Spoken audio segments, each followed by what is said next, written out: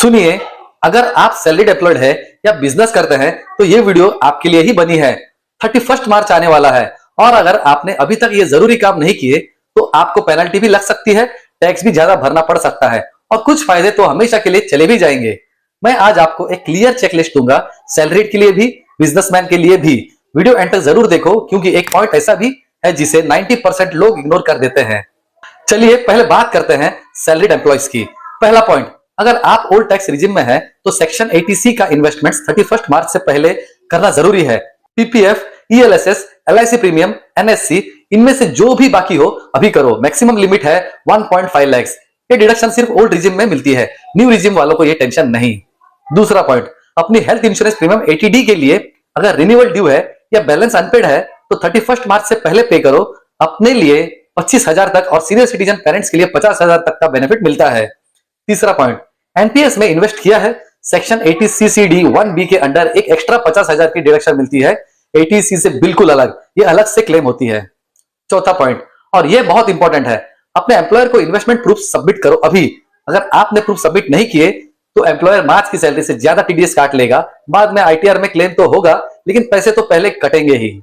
अब बात करते हैं बिजनेसमैन और प्रोफेशनल्स की। पहला पॉइंट, एडवांस टैक्स 15 मार्च 2026 लास्ट डेट है।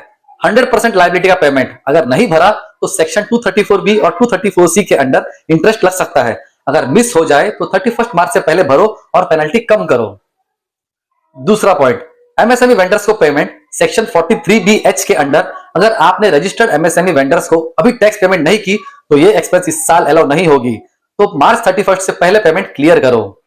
तीसरा पॉइंट, जीएसटी कंप्लायंस, इस महीने की GSTR filing, advance tax deposit सब सिंक्रोनाइज रखो।